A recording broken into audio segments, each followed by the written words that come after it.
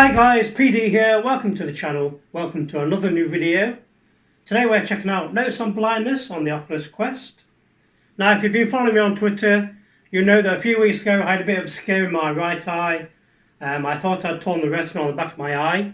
Now 11 years ago, I used to kickbox and I had a bang to the head and I did get a tear in my left eye, which meant an operation, and I was out of commission for about 2 months. Basically, a torn retina is when the back of your eye starts to peel away. That's the part that you see with. And you need an operation to, in my case, they froze it back into place. And this one's been fine since. And a few weeks ago, I thought I had the same problem with the right eye, but luckily for me, everything was fine. So I've still got a few follow-up appointments. But let's dive into this one. And this is best with headphones. And put my headphones in.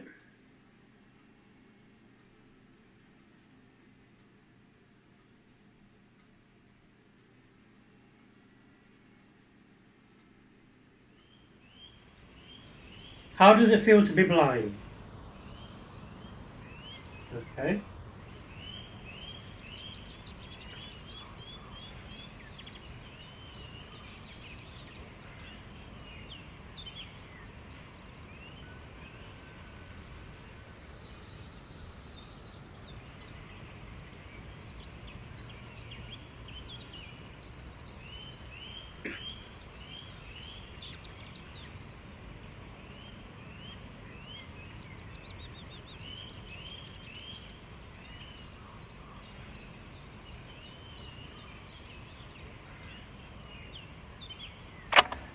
A note on the nature of acoustic space. I've spent some time recently out of doors concentrating on trying to understand what the essential nature of the acoustic world is. Sitting in the park with the children on Good Friday, Holy Saturday, I hear the footsteps of people walking past me on the footpath. Many different kinds of footsteps. Women's high-heeled shoes,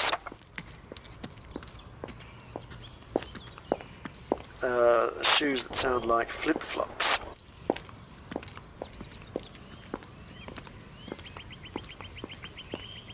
groups of people walking together or apart,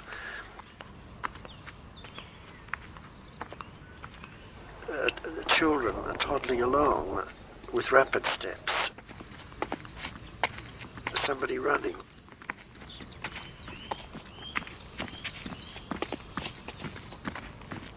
Okay, this is interesting.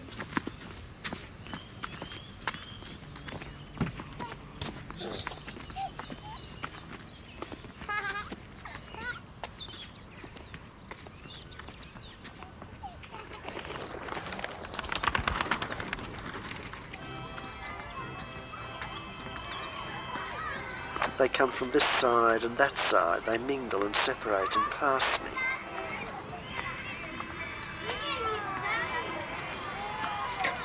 There's the rustling of the newspaper from somebody sitting on the next bench.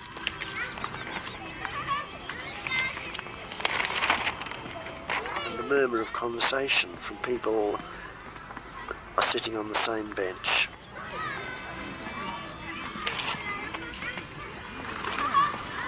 Oh, birds. Further out to the right and behind me there's the car park and the sound of people starting and stopping their cars and driving off. Okay guys, this is really well done. This is incredible. Way off to the left there's the main road and the noise of the heavy traffic roaring past in the distance.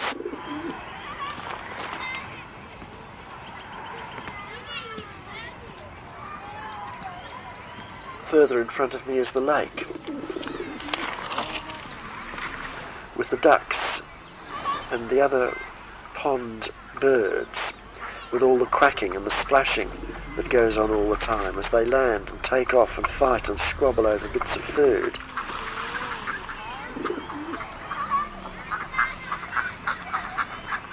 there's the splash of the paddle boat.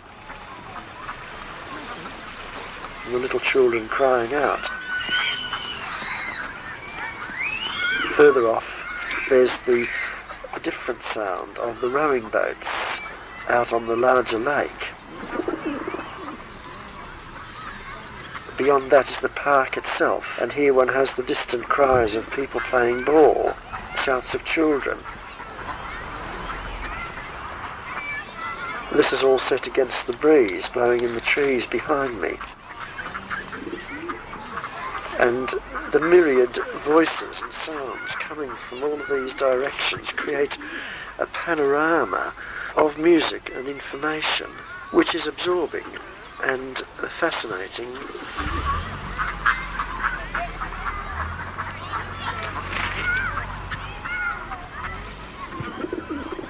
I suddenly hear a voice from the lake.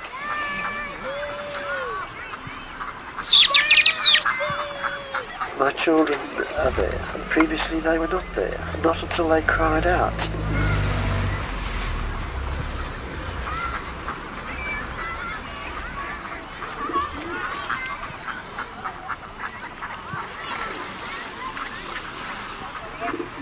The strange thing about it is that it's a world which consists only of activity. Every sound is a point of activity. Where there is no activity, there's no sound, and then that part of the world dies.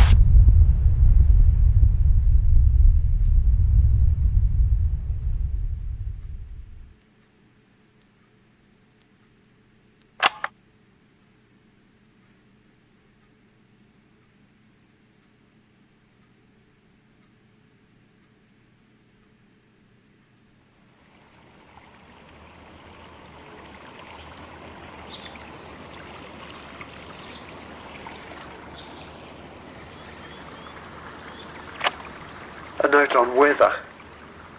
I noticed that I was greeting people and saying to them what a nice day it was, to find that they were unresponsive or even surprised.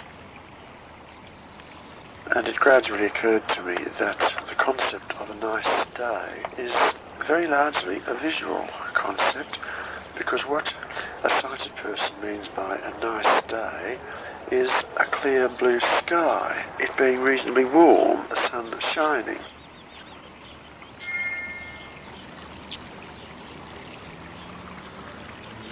Okay, hold the trigger to create wind and reveal the scene, follow the bird.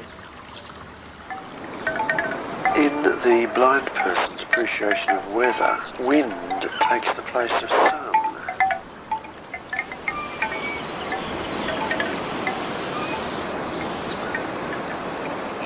Okay, that's really interesting. So really cool effects with the animation.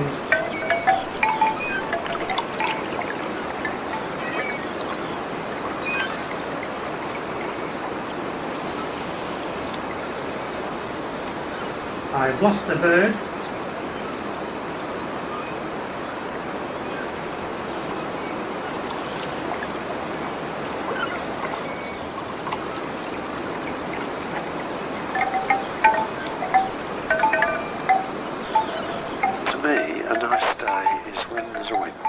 Because the wind brings all the noises in the environment to life. The rustling of the leaves, the blowing of paper along the footpath, the sounds of the wind around the edges of the building, the feel of the wind in my hair, on my face, in my clothes.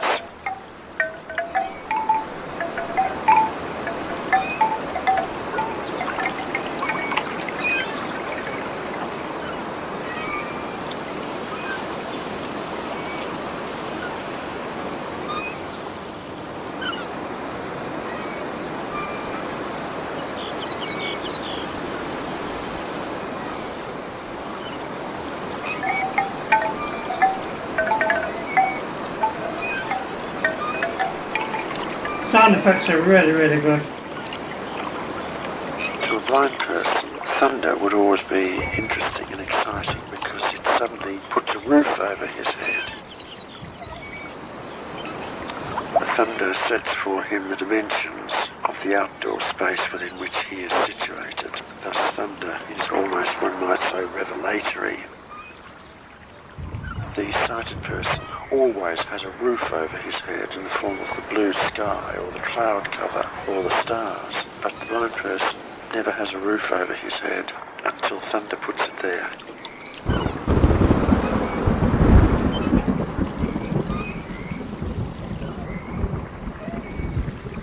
Okay, that's really cool. With the thunder and lightning. The same is true of the sounds of the wind in the trees. It gives space.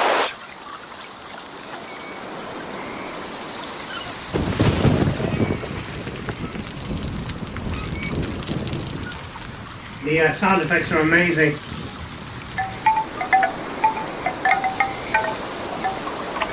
A still day is boring. A windy day is always exciting and often beautiful.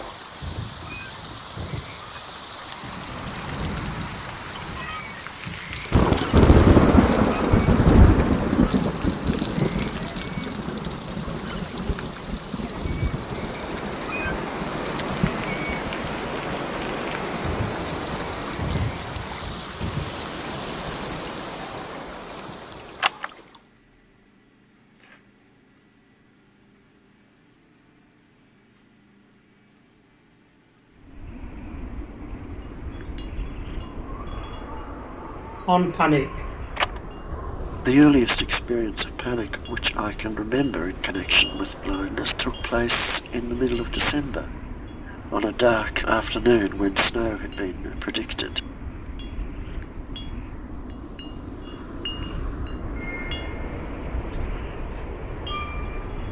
Oh. Okay, we're moving. I left the house, but had only gone about 100 yards when I was aware of a growing feeling of doubt and uncertainty.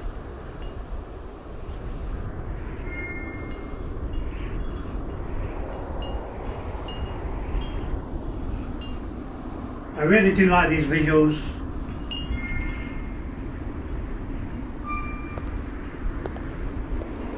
This is really well done, guys. I was intensely aware of the fact that I was going through nothing, through an intensely cold nothing, going nowhere, entirely alone.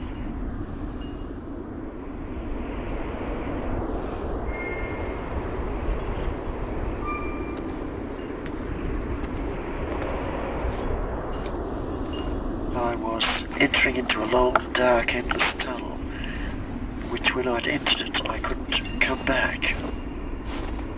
I had a desperate feeling of being enclosed, of having to get out.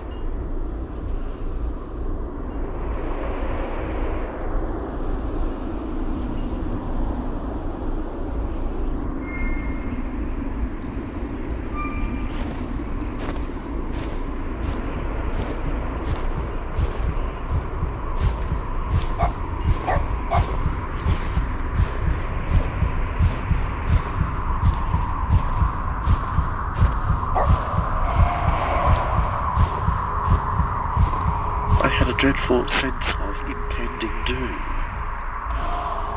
A desperate need to break through this black curtain, this black veil which is surrounding me, to come out into the world of light out there. I turned around and walked back to the house.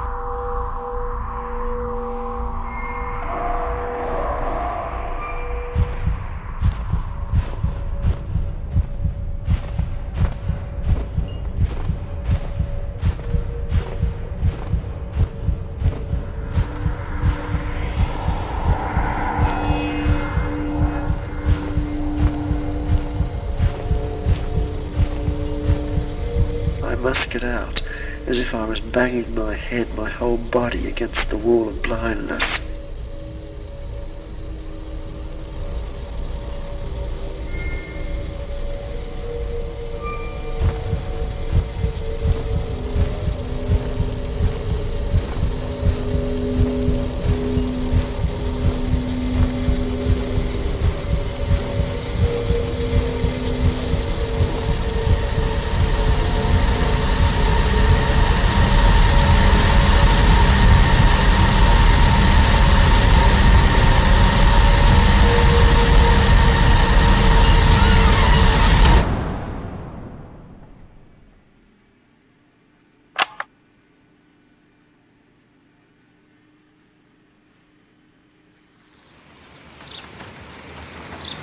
Cognition is beautiful. On the experience of hearing rain falling. This evening I came out the front door of the house at 9 o'clock and it was raining.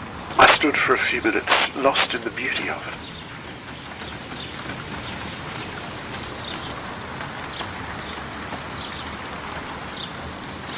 If only there could be something equivalent to rain falling inside.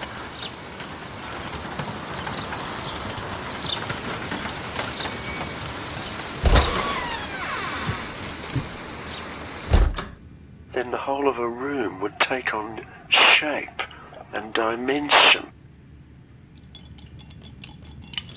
Okay, look at the objects on the scene to fully reveal them.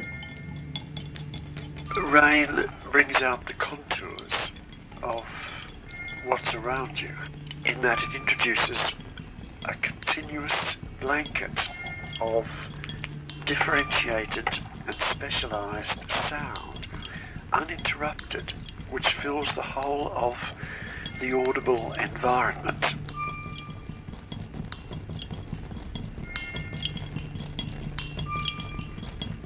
I should also say that this is an experience of beauty, and the beauty lies in the way that the patterns of sound present the world to one, the world which is otherwise veiled until one actually touches it, is through the grace of the rain revealed to one, becomes present to one, so that suddenly, instead of being isolated, cut off, preoccupied internally by the things that your body is encountering moment by moment, you are presented with a world, you are related to a world, you are addressed by a world. Why should this experience strike one as being beautiful? Cognition is beautiful. It is beautiful to know.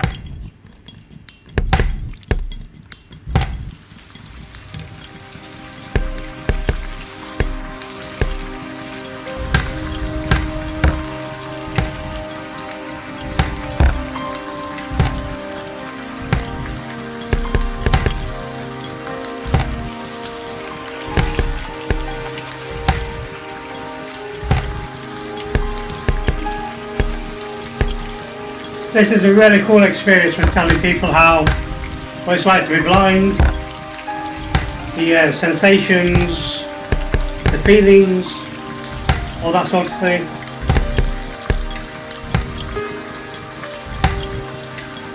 Highly recommended, guys.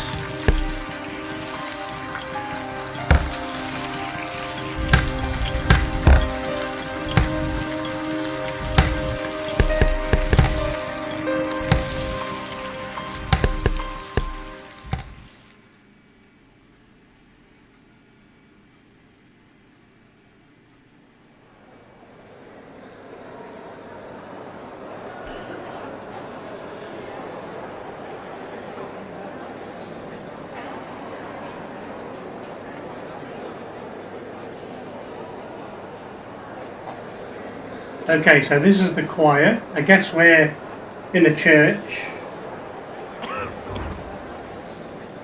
I can hear people around me.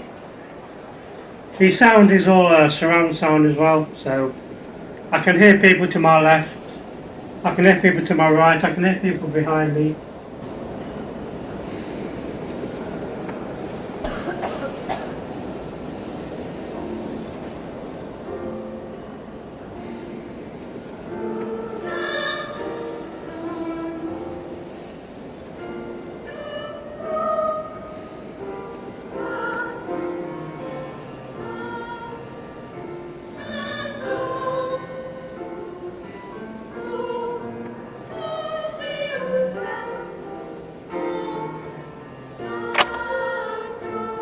At the party a week or two ago, there was a group of young singers sang religious music.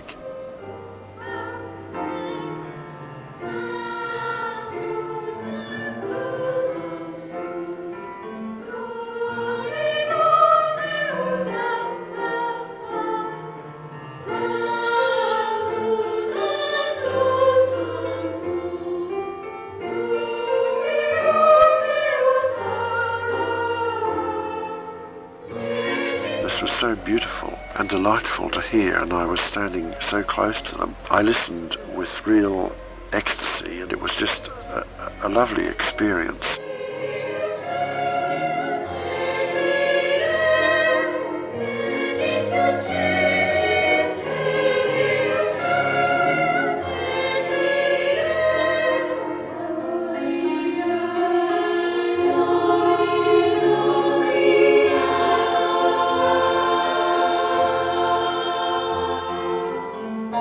I was shocked out of this when somebody said to me afterwards, "And you know, John, you might like to know, they all look so radiant, their faces are smiling, they're dressed in such bright colours, and they really look so delightfully happy."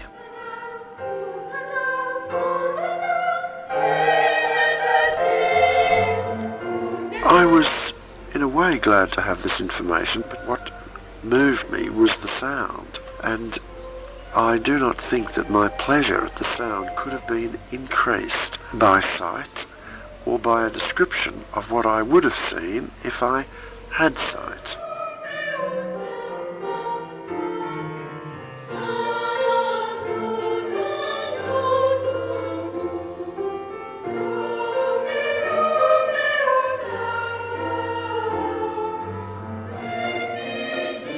I do not think, in other words, that my appreciation lacked anything because there was not a visual element in it.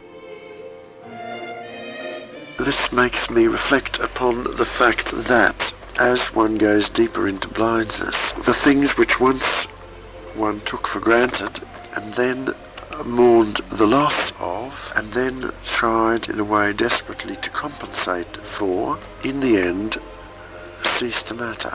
They lose existential meaning, they are removed to the periphery of one's consciousness, they become irrelevant.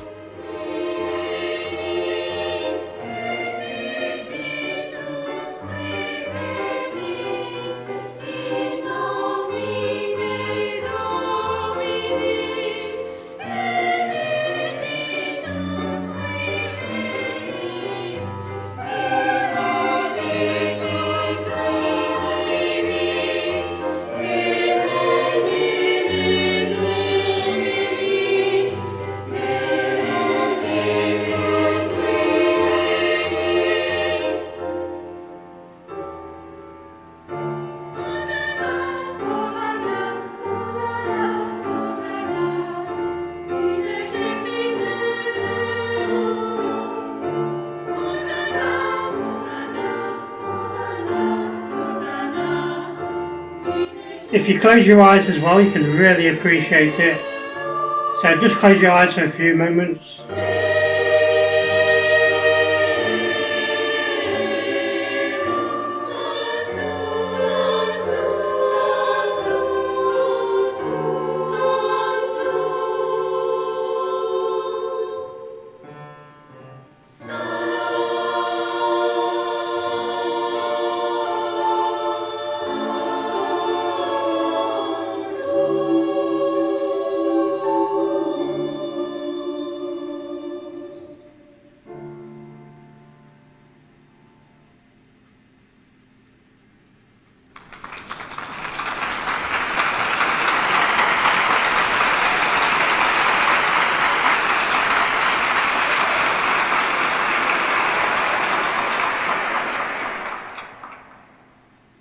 I think I am beginning to understand what it's like to be blind.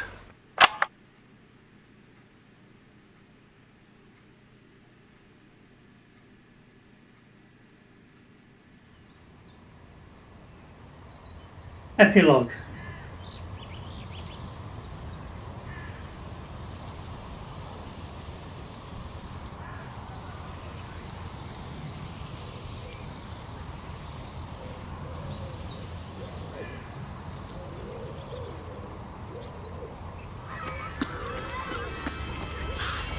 It is strange going back to these memories after more than 30 years. It's like reopening an old wound. Perhaps disability is like that. At one level, of course, you get used to it, you heal, you forget. But But then something like this comes along and it's as if there's a running saw far beneath that has never been healed.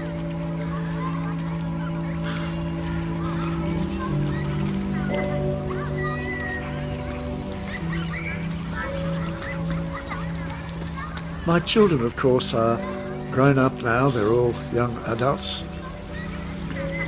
Would I have got to know them better had I seen them all these years?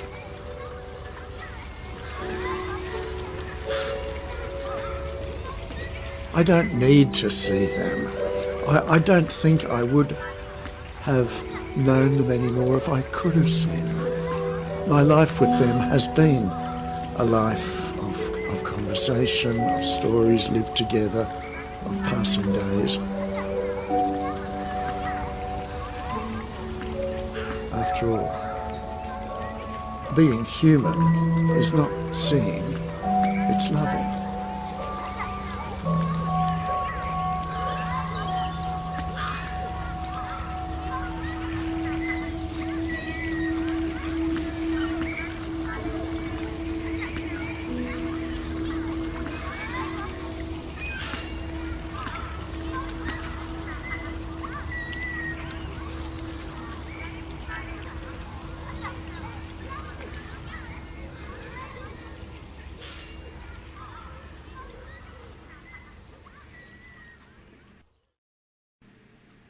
Okay guys, that was pretty impressive.